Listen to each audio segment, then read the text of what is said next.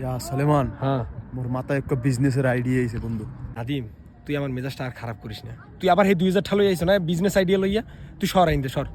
আরে বেড়া, তুই মোর কথাটা হন বেড়া, কোনো টাকা পয়সা কিচ্ছু লাগবে না, সব হইবে এইডের দিয়া। কি কর বেটা, টাকা পয়সা ছাড়া বিজনেস? কি তোর মাথায় আমার একটু কত, কেমনে সম্ভব? ব্যবসাটা কি জানো বেড়া? কি ব্যবসাটা বিশার ব্যবসা, কেউ কব শুন। কথাটা খারাপ না বিষের ব্যবসা, কিন্তু মানুব মুকুমে আইবে কেটা, কাগো আনবো? বেড়া মানুর কি অভাব?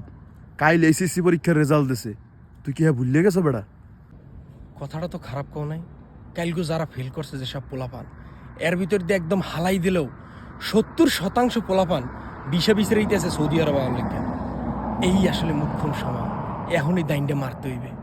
তুই বেড়া এত সুন্দর একটা বুদ্ধি কই পাইছো? আচ্ছা ভালো কথা, তাই আনমু মন কর, পোলাপান তো বিছরেই পামু, কিন্তু হ্যাঁ কাম দিমু কি, আর কি করবে ইয়া হেনে? বেড়া কাম দেওয়ার দায়িত্ব তুই মগো, অগহেনে আইনে সাইরে দিমু, কাম পাইলে পাইবে, না পাইলে নাই। আর নাইলে সাপ্লাই কোম্পানি হাতে ধরে দেবো, কমু যে এই নেন ভাই আপনাকে মাল, আমরা জামন চাই ইয়ে করান। ওগো খালি টাহা পাইলেই হয়েছে, ব্যাস, আর কিছু লাগবে না।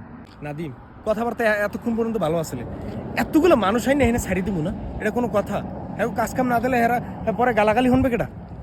এটা যে মা বোন তুলে গালাগালি দেবে, অভিশাপে তো মরি যাবো আমরা এই জায়গায়। কি কও তুই এগুলো বেটা, মানুষ আইনে ছাড়ি দেবো?